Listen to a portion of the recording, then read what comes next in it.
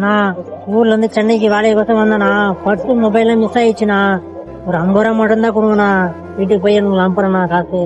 அண்ணா ப்ளீஸ்ண்ணா, பஸ்ஸுக்கு மட்டும் கொஞ்சம் காசு கொடுண்ணா. நான் ஊருக்கு போய் கண்டிப்பா உங்களுக்கு அனுப்பிச்சு விட்டுறேண்ணா. நானு ஒருத்தன் ஒரு இடத்துல ரொம்ப நேரம் நின்று விடாத, வந்துருவீங்களே காசு காசுன்னு. எத்தனை பேரா வந்துருக்கீங்க ஊரே ஏமாத்தா? குடி தானே காசு கேக்குற, குடிக்காரனே ஏச்சுனாய. அண்ணா அதெல்லாம் ஒண்ணும் இல்லைண்ணா.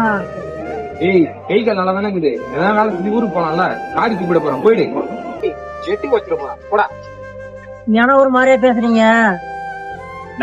காசு இல்லன்னா காசு இல்லன்னு சொல்றேன்னா அதுக்கு ஏன்னா காரி முயிறன்ற எட்டி ஒதைக்கிற. இவரும் மனுஷன் தானா, நீயும் மனுஷன் தானா? ஒருவேளை அவர் சொன்னது உண்மையாவே இருந்தா, அதுவும் அவர் ஊருக்கு போய் அனுப்புறேன் சொல்றாரு. ஏன்னா ஒருத்தங்களை பத்தி சரியா தெரியாம இப்படி எல்லாம் பேசுறீங்க?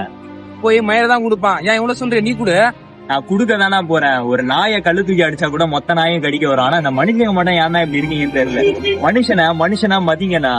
அப்புறம் அந்த காசு சம்பாதிக்கிறது மத்த வேலையெல்லாம் பாக்கலாம். என்னன்னா நீ ரொம்ப தேங்க்ஸ்ண்ணா. பாத்து போங்கண்ணா. சரிண்ணா சரிண்ணா. இந்த மாதிரி பஸ் ஸ்டாண்டில் வந்து உங்கள்கிட்ட யாராவது காசு கேட்டாங்கன்னா முடிஞ்சால் கொடுங்க, இல்லைனா இல்லைன்னு சொல்லிடுங்க. அதுக்காக அவங்கள கீழ்த்தனமாக நடத்தாதீங்க.